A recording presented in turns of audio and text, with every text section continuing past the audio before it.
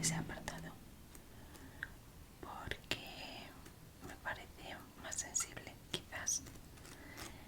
Y bueno, voy a leer la última que viene en el libro,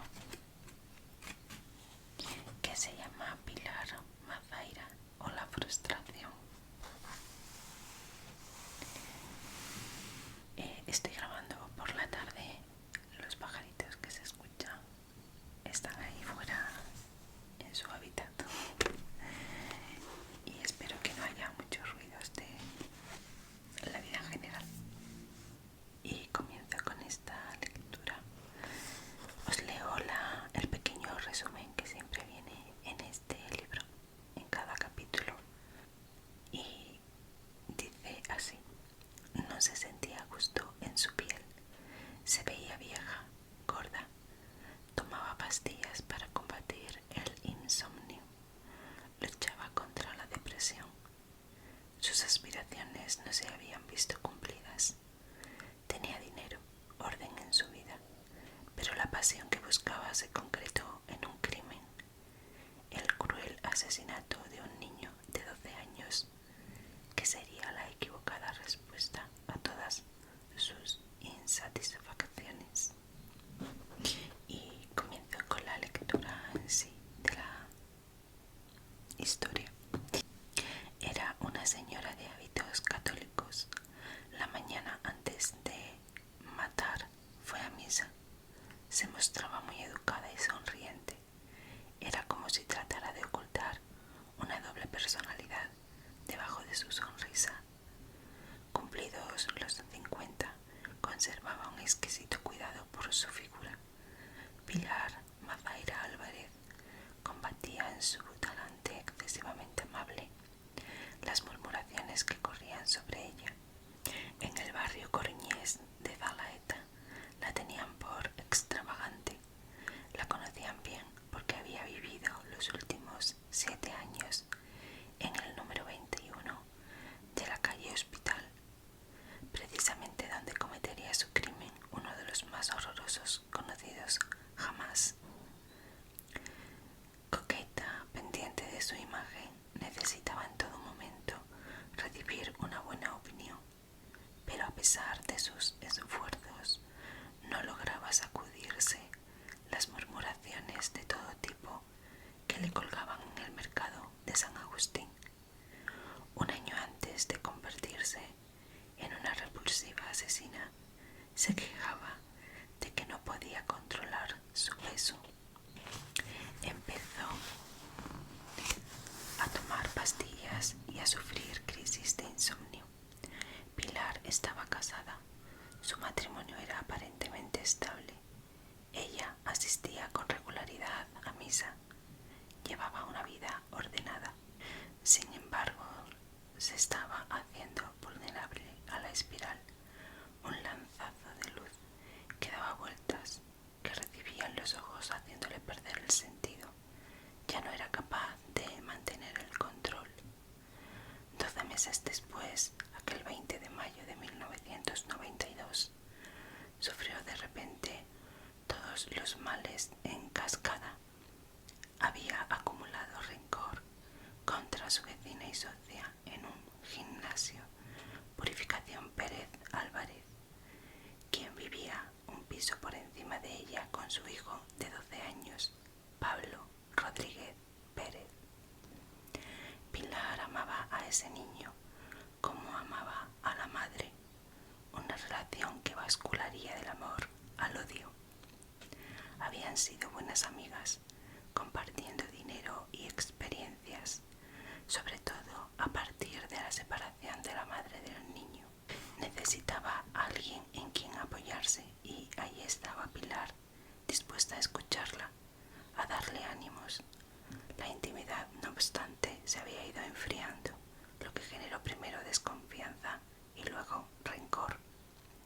Ese odio mortal que habría de pagar el pequeño Pablo. Un día antes del crimen se encontraba en su casa inquieta. Estuvo esperando el momento mejor para verse a solas con Pablito, el niño, pero ese instante tan deseado no llegaba. Lo telefoneó hasta 4 veces pies al piso, invitándolo a bajar a su casa. Por fin lo consiguió. Prometió darle una joya para su mamá. Supuestamente se trataba de un anillo.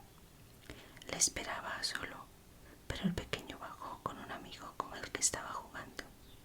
Tal vez eso le permitió 24 horas más de vida. Cambió de idea sobre el asunto de entregarle la pieza de oro de la que le había estado hablando. No obstante, tuvo que justificar sus angustiosas llamadas. En vez del anillo, le dio al niño un chorizo, como si todo aquel trajín hubiera sido para que le subiera su madre aquel embutido. Al día siguiente ya no habría más disimulo. Esperó al niño haciéndose la encontradiza a la 1:30 del mediodía en el portal de la casa. Pablo, un chico de pelo lacio, gafas grandes y mirada bondadosa, acababa de salir del colegio de los salesianos donde cursaba sus estudios. Pilar, muy zalamera, le pidió que le ayudara a subir las bolsas de la compra a su casa. Una vez en la puerta le solicitó que las dejara en la cocina. No era nada nuevo, lo había hecho otras veces, pero aquella vez sería distinta, porque según los investigadores, la mujer le llevó con engaños al dormitorio. En la cháchara envolvente, que le dedicó incluso varios elogios golosos del tipo «Estás muy guapo», «Pablo, has crecido, qué hombre estás hecho». El niño, impaciente por salir de allí, dejando a aquella mujer tan pesada, sin sospechar que fuera peligrosa, y ella, en su desvarío, «Te voy a llevar a un baile, Pablito, te voy a poner una corbata», echándole una media al cuello y comenzando a apretar. Fue entonces cuando se sintió traspasada por la espiral que daba vueltas. Así se lo explicó a Manuel Guisande, redactor de La Voz de Galicia, en una entrevista exclusiva. La luz del sol se reflejó en sus gafas y noté algo en mi cabeza. Según su declaración, le había pasado en otras ocasiones precisando sujetarse a algo para no perder el equilibrio. En aquel momento se agarró con fuerza a la media que se cerraba en torno al cuello del niño. No quería hacerle daño ni matarlo, aunque sus deseos no despejarían las dudas de un posible abuso sexual. La flauta que llevaba el pequeño sería analizada para saber si fue utilizada en una penetración anal. Pilar lo negaría. «Lo juro por Dios, no abusé sexualmente de él».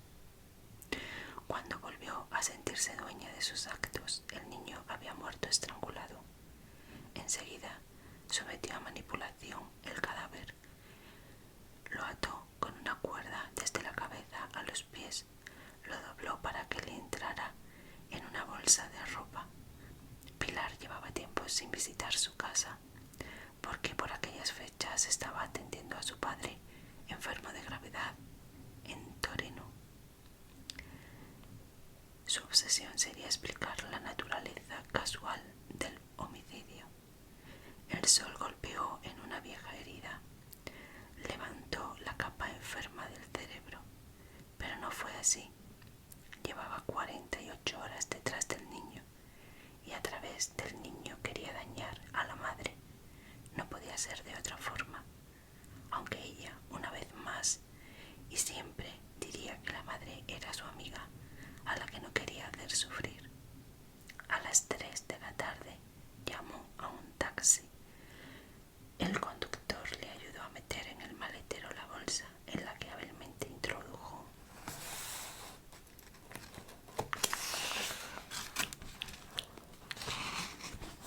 el cadáver, dirigiéndose a la estación de ferrocarril.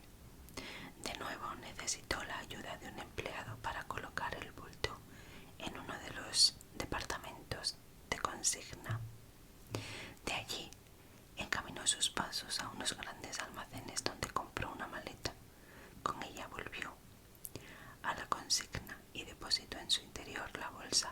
restos del niño. Sin perder en ningún momento la seriedad, buscó un teléfono desde el que llamar a su socia, la madre de su víctima.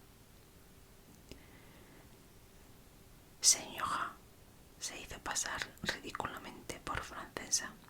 Tengo a su hijo. Pertenezco a una organización internacional.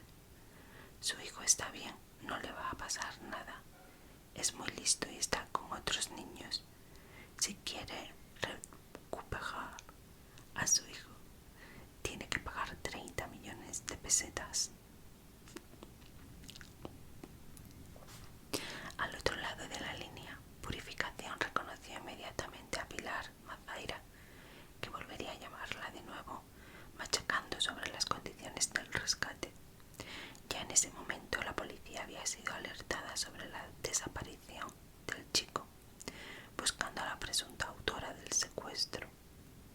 Ajena a que había sido descubierta, a las 9 de la noche, la asesina llevó la maleta con su víctima dentro a la delegación de Seur de la calle Teresa Herrera para facturarla a Madrid. No estaba nerviosa ni presentaba ningún tipo de anormalidad que llamara la atención de la empleada que la atendió.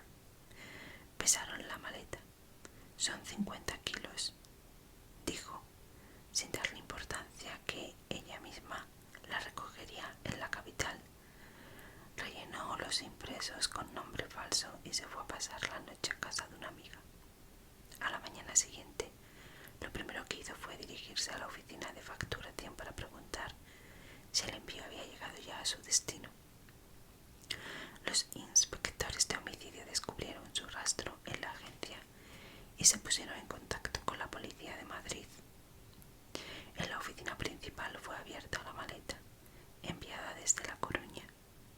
Envuelto en plásticos, junto a los libros escolares que llevaba y la flauta dulce que tocaba, fue encontrado el cuerpo de Pablo, en posición fetal, atado con varias cuerdas. Había fallecido por asfixia, aunque por un fuerte hematoma que presentaba en la zona parietal. Se pensó en un principio que podría haber sido golpeado hasta morir.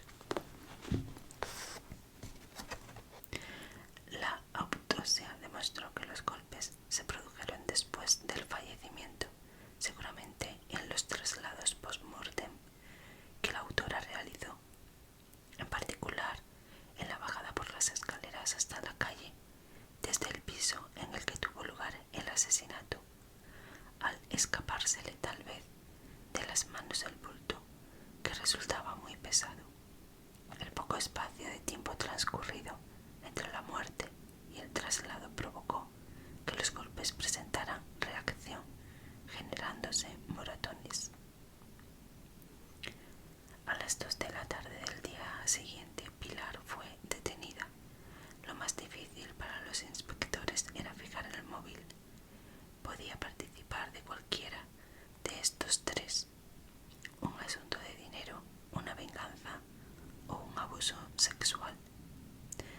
La competente abogada defensora Luz Canal, que se ocupó del caso, hizo valer en el juicio como eximiente e incompleta la enajenación mental transitoria que llevó a Pilar a matar a Pablito. Fue darle carta de naturaleza a la espiral abrasadora que cegó sus ojos, nubló su mente y la hizo desfallecer mientras apretaba el tierno cuello del niño. Aún así, el tribunal la condenó el 20 de octubre de 1993 a 20 años de cárcel por asesinato. Más tarde, fue beneficiada por la entrada en vigor, el 24 de mayo de 1996, del nuevo Código Penal. La condena quedó reducida a 9 años, tras cumplir 6 el 28 de marzo de 1998. Quedó en libertad ante el escándalo de sus vecinos. La incógnita que no ha querido despejar es por qué mató al hijo de su socia. La respuesta es obvia, aunque por eso ella haya querido taparla desde el primer momento. Algo dentro de la cabeza de la asesina no la dejaba en paz. Desde el verano anterior al suceso eso se había trasladado con su marido a la localidad leonesa de Toreno, renunciando a su vida anterior. Allí regentaba un supermercado. El lunes anterior al martes de la muerte salió de esta villa con la intención de visitar al médico. Una vez en La Coruña, se instaló en su piso, por aquel entonces abandonado, y se abrieron en ella viejas heridas. La relación con la madre de Pablito había presidido una temporada de su existencia que, según confió a los investigadores, fue feliz. La ruptura le produjo un alto grado de insatisfacción que degeneró en agresividad.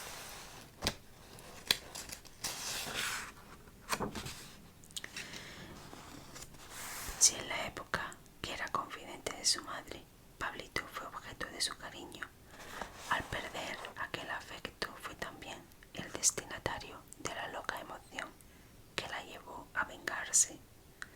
El hijo de su amiga fue el vehículo preciso escogido, al que persiguió durante 2 días con premeditación, midiendo cada uno de sus pasos, hasta que lo tuvo a solas en su casa, envuelto en una media.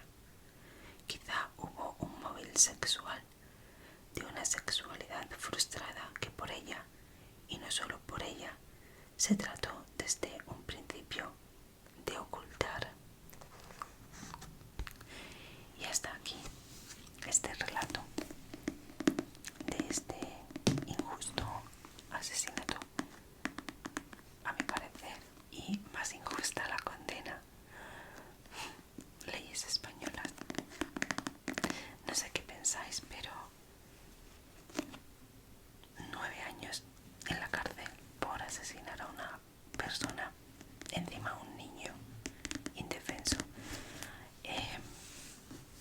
Y lo de la enajenación mental, en este caso, yo no la veo. A mi parecer, no la veo. Una enajenación es algo transitorio y que te viene de golpe. No soy psicóloga, pero por mis conocimientos de derecho diría que es eso. Pero alguien que ha estado